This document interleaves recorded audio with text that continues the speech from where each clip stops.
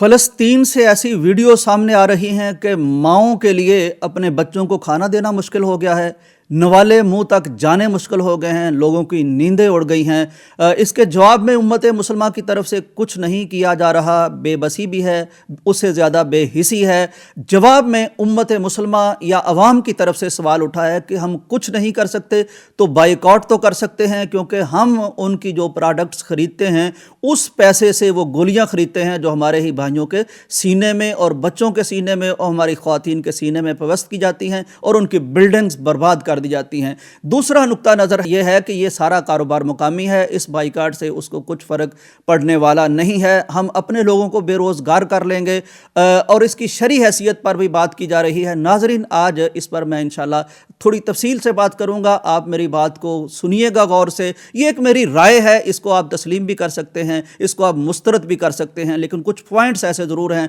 मैं आपको बताऊं कि मैं भी कभी कन्विंस नहीं रहा इस बाइकाट के मामले में, चूँकि मेरे सामने सीरत रसूल से मिलता है कि आपके जो इकनॉमिक ताल्लुकात से थे, आपने जो चीज़ें कर्ज़ वगैरह ले रखे थे तो यहूदियों से ले रखे थे, तो आपका लेन देन चूँकि उनके साथ था, तो इसलिए मैं नहीं समझता था कि इसकी कोई शरई हैसियत होनी चाहिए। शरई हैसियत वैसे भी कोई मुफ्ती बताएगा, लेकिन अब मैं पूरी तरह इस बाइकाट का कायल हो गया हूँ। मैं क्यों हुआ हूँ वो चंद बातें आपके सामने रखता हूँ और ये जो एतराज़ात हैं इनके जवाबात भी देने की कोशिश करता हूँ।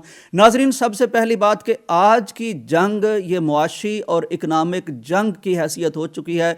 दुनिया अपने सारे उसूल, अपनी सारी अखलाकियात, अपने सारी एथिक्स वो एक साइड पर रख देती है जब उसका इकनॉमिक और मुआशी मफाद उसको ज़क पहुँचनी हो। दो मिसालें आपके सामने रखूँगा।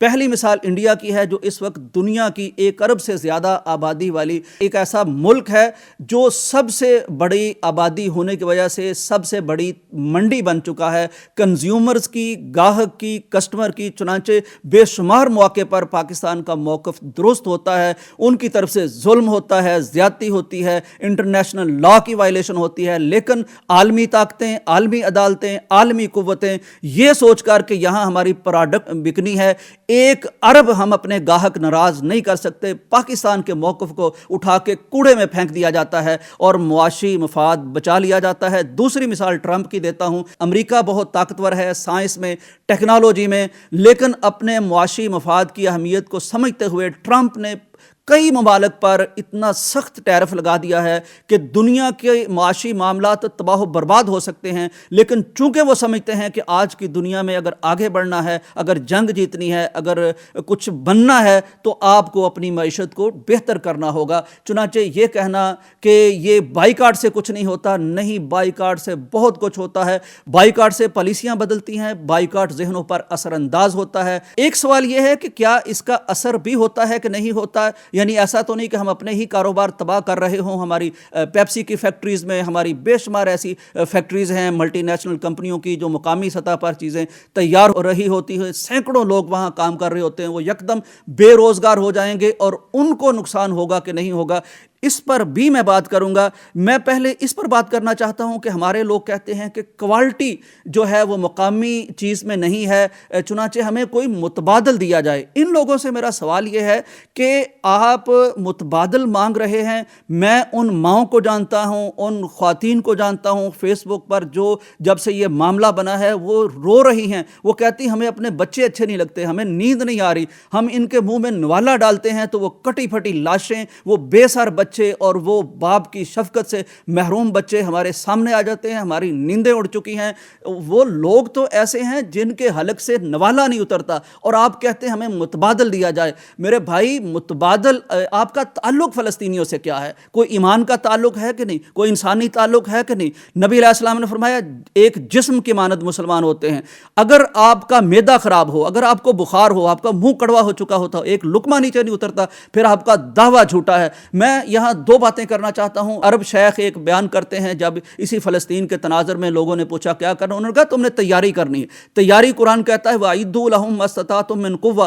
तैयारी ये नहीं होती कि फ़लस्तीन 7 दफ़ा तबाह बर्बाद हो जाएं, उनकी ज़िंदगियाँ, उनके रिश्ते, उनके घर, उनके कारोबार, उनकी नस्लें, लेकिन मेरे बेडरूम से कोई एक चीज़ आसाइश काम ना हो, मेरे वाशरूम से कोई एक कॉस्मेटिक्स प्रोडक्ट काम ना हो, मैं अपने टूथपेस्ट को बदलने तैयार ना हूँ, मैं अपने जायके को बदलने के लिए तैयार نہ ہوں. ہم اس نبی کی امت ہیں شیب ابی طالب میں 2.5 سال تک جنہوں نے پتے کھا کر ایمان بچایا تھا. آج میں اپنا ایک ذائقہ چھوڑنا نہیں چاہتا اور میں کہتا ہوں کہ میں فلسطینیوں سے محبت بھی کرتا ہوں اور مجھے اس پر دکھ بھی ہے, جھوٹا دکھ ہے. تو وہ عرب شیخ کہہ رہے تھے کہ اگر تیاری یہ ہوتی ہے کہ آپ زندگی کی آسائشیں کم کریں, آپ سختیاں برداشت کرنا شروع کریں. شاہ اسماعیل شہید جب تیاری کرتے تھے جہاد کی تو جامع مسجد دلی کے صحن میں وہ ننگے پاؤں چلتے تھے کہ آئندہ آنے والے حالات کے لیے ہم نے تیاری کرنی ہے. اگر آپ کا خیال یہ ہے کہ ہم ایک الملحمۃ الکبریٰ کی طرف جانے والے ہیں اور وہ گریٹر اسرائیل کی بات کر رہے ہیں, وہ کہتے ہیں مشرق وسطیٰ کے نقشے بدلیں گے, ہم یہاں تک رکنے والے نہیں ہیں, تو پھر اگر آپ یہ کہتے ہیں کہ آپ ذائقہ بھی نہیں چھوڑیں اور آپ کو وہ ایمان کا درجہ بھی ملے اور آپ ان کے ساتھ یہ پورا یکجہتی بھی کر جائیں, تو یہ ایسے نہیں ہوتا. میں صرف ایک سوال کرتا ہوں, ہمارا اگر کوئی دوست کسی دکاندار سے ناراض ہو جائے تو ہم اپنے اس دوست کو بچانے کے لیے, دوستی بچانے کے لیے, اس کا سامنا کرنے کے لیے اس دکاندار سے چیز لینا چھوڑ دیتے ہیں. ہم ان رشتہ داروں کے گھروں میں جانا چھوڑ دیتے ہیں جہاں ہمارے کوئی قریبی عزیز سمجھے کہ یہ وہاں گیا تو ہمیں فیل ہو کہ یہ ناراض ہوگا. کوئی ایک لڑکی کے لیے پورا گھر چھوڑ دیتے ہیں. ہمارے یعنی معاشرے میں ایسی مثالیں ملتی محبت کے لیے. تو یہ کون سی محبت ہے, یہ کون سی اظہار یکجہتی ہے کہ آج ہم کہتے ہیں ہم ذائقہ نہیں چھوڑ سکتے, ہمیں متبادل چاہیے. اور بھائی لقمہ نیچے نہیں آنا چاہیے. آپ کہتے ہیں پیپسی نہیں چھوڑ سکتے, کوک نہیں چھوڑ سکتے, ہم فلاں سینسوڈائن نہیں چھوڑ سکتے, ہم کمپرومائز نہیں کر سکتے. کمپرومائز نبی علیہ السلام نے نہیں کیا. کمپرومائز وہ نہیں کر کے بیٹھے پوری زندگی. ان کو آفرز ہیں کہ وہ یورپ کے جس ملک میں جانا چاہیں, بچوں کو جس یونیورسٹی میں ایجوکیشن دلانا چاہیں, جس طرح کا لائف سٹائل دینا چاہیں, لیکن وہ اس زمین کو چھوڑ کے چلے جائیں. وہ شہادتیں دے کے سرزمین انبیاء پر بیٹھے ہیں. وہ اس لیے نہیں بیٹھے کہ ان کو دنیا میں کوئی جگہ نہیں ملتی. آج بھی آفر ہے, ٹرمپ آفر کرتا ہے کہ تم صحرائے سینا میں چلے جاؤ, یورپ میں چلے جاؤ. تو اگر وہ اتنی قربانی دے رہے ہیں تو آپ اس کی قربانی بھی دے سکتے. کہتے ہیں جی ہمارا کاروبار چلا جائے گا. میں یہی بات کرتا ہوں, اسی کو تھوڑا کنٹینیو کرتا ہوں. تو آپ کا خیال ہے کہ یہ جس کو ہم جہاد کہتے ہیں, اظہار یکجہتی کہتے ہیں, ایمان کہتے ہیں, سارا کچھ کہتے ہیں, وہ ہم چاہتے ہیں کہ ہمارے ایک دونی کا ہمارا نقصان نہ ہو, ایک دمڑی کا نقصان نہ ہو, لیکن ہمیں ان ایمان والوں میں بھی گنا جائے, ہمیں ان صفوں میں بھی شمار کیا جائے. میں پوچھتا ہوں جنرل عاصم منیر صاحب کو آپ کہتے ہیں وہ اعلان نہیں کرتے, عربوں کو کہتے ہیں آپ اعلان نہیں کرتے. ان کے پیش نگاہ کیا ہے میں نہیں جانتا, لیکن آپ تو یہ دو آنے کی چیز چھوڑنے کو تیار نہیں ہے. تو کس منہ سے آپ انہیں کہتے ہیں کہ آپ بھی ان کے مقابل کھڑے ہو جائیں؟ اور پھر اگلی بات, اگر وہ تو کھڑے نہیں ہو رہے, ان کے اپنے مسائل ہوں گے, مجھے نہیں پتا کیا مسائل ہیں, اللہ کرے وہ مسائل حل ہوں اور اللہ کرے ہم وہ کریں جو کرنا چاہیے ہمیں. اچھا وہ تو اٹھ نہیں رہے ان کے مقابلے میں اور ہم اس کو چھوڑ نہیں رہے, تو بھائی رہ کیا گیا ہمارا تعلق فلسطینیوں سے؟ مجھے صرف ایک بات بتائیں, وہ فلسطینی جس کا گھر شہید ہو گیا, وہ فلسطینی جس کا کچھ نہیں بچا, وہ والدہ جو کہتی ہے میری بچی کا سر نہیں مل رہا, وہ والدہ جو کہتی ہے رات ہم رمضان میں سوئے تھے اور صبح اٹھے ہیں تو گھر میں سحری پڑی تھی, سحری کرنے والے کوئی نہیں تھے. جب وہ آپ کے ہاتھ میں پیپسی کو دیکھیں گے, کوک کو دیکھیں گے, ملٹی نیشنل کمپنیوں کی چیز کو دیکھیں گے, آپ کی اس تصویر کو دیکھیں گے, تو ان کے دل پر کیا گزرے گی؟ اور میں آپ کو بتاؤں کہ پھر اظہار جذبات رہ کیا گیا ہے؟ کیا رہ گیا ہے ہمارے لیے کہ ہم کھڑے ہو سکیں اور ان کو بتا سکیں ہم بھی آپ کے ساتھ ہیں؟ یعنی ہماری نیند بھی ویسی, ہماری زندگی بھی ویسی, ہمارا لائف سٹائل بھی ویسا, ہمارا کاروبار بھی ویسا, تو لیکن ہم ہیں ان کے ساتھ کھڑے جناب. اچھا اخبار بند ہو گیا, کتنے لوگ بے روزگار ہو گئے, زلزلہ آتا ہے پورے شہر تباہ ہو جاتے ہیں, ایک پوری انڈسٹری ختم ہوتی ہے, نئی شروع ہو جاتی ہے, تب کیا کرتے ہیں؟ قربانی دیے بغیر آپ چاہتے ہیں کہ ہمیں وہ سارے مقام اور مرتبے مل جائیں؟ نہیں, ایسا نہیں ہوگا. اچھا آپ نے اس مراکشی لڑکی کو تو بڑا ایڈمائر کیا ہے, اس کی تو بڑی تحسین کی ہے, اس کو تو پوری امت کا ہیرو قرار دیا ہے. وہ ابتہال ابو سعد جو مائکروسافٹ میں کام کرنے والی انجینئر ہے, $20,000 وہ سیلری لیتی ہے, بہترین یونیورسٹی ہارورڈ یونیورسٹی کی گریجویٹ ہے, اور وہ بہترین دنیا کی کمپیوٹر کمپنی مائکروسافٹ میں کام کرتی ہے, لیکن وہ کھڑے ہو کر واشنگٹن ڈی سی میں بل گیٹس کے سامنے وہ کہتی ہے کہ تم قاتل ہو, تمہاری یہ اے آئی جو ہے یہ تم نے کوڈ دے رکھے ہیں فلسطینیوں کو مارنے کے لیے, اسرائیل کو, تم قاتل ہو. وہ اس کی جاب چلی گئی, اس پر کیسز ہو گئے, اس کا مستقبل تباہ ہو گیا. وہ تو ہیرو ہے تمہارے لیے, لیکن تمہارا کاروبار بند نہیں ہونا چاہیے. تو بھائی پھر آپ کیوں اس کو ایڈمائر کرتے ہیں؟ پھر اس کو چھوڑ دیں ایڈمائر کرنا. اچھا ایک اعتراض یہ کیا جاتا ہے جی کہ اس کا کوئی فائدہ نہیں ہوگا. میرے بھائی نتیجہ مرتب ہونا نہ ہونا یہ ہمارے ہاتھ میں نہیں ہے.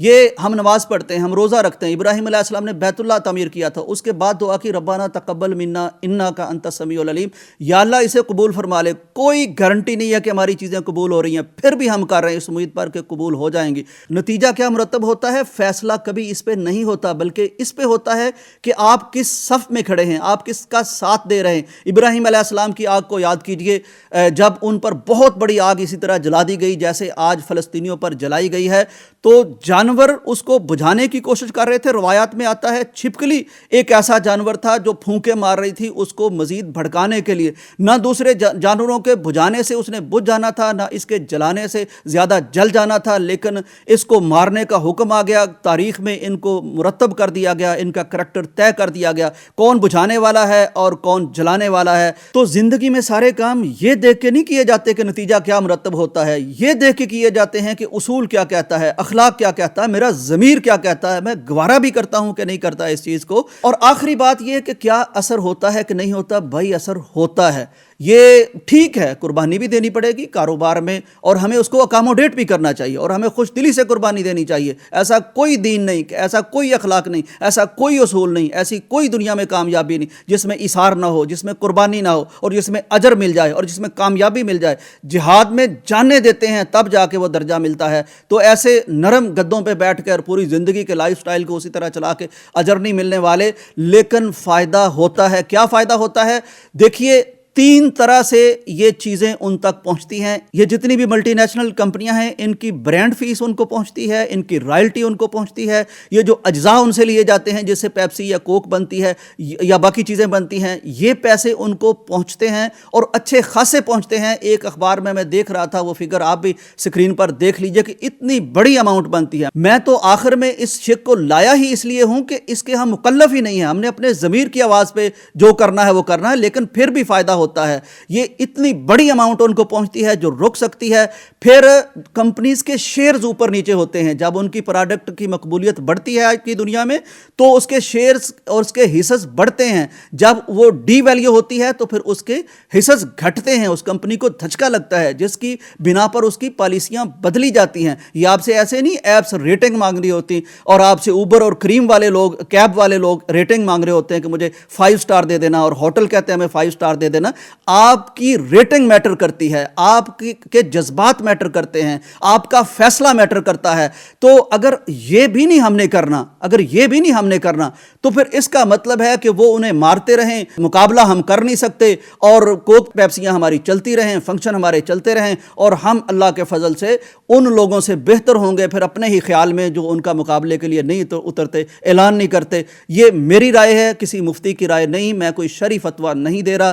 میں ایک انسانی ضمیر, انسانی اصول, انسانی اخلاق, اور ایک جو انسانی طبیعت ہوتی ہے, اور یہ جو تعلق ہمیں فلسطین سے ہے, میں اس کی سچائی کے پیمانے کی وجہ سے یہ بات کر رہا ہوں. یہ بات آپ کو اچھی لگے تو بہت شکریہ, آپ کو اچھی نہ لگے میں آپ کی رائے کا پھر بھی احترام کرتا ہوں. آپ جس رائے پہ چاہیں عمل کیجئے. یہ بات اچھی لگے تو اسے آگے ضرور پھیلائیے, تاکہ یہ جو چیزیں میرے ذہن میں آئی ہیں عام بھائیوں مسلمانوں تک بھی پہنچ جائیں, تاکہ کسی نہ کسی درجے میں ہم کچھ نہ کچھ تو کر سکیں. اجازت دیجئے, اللہ حافظ.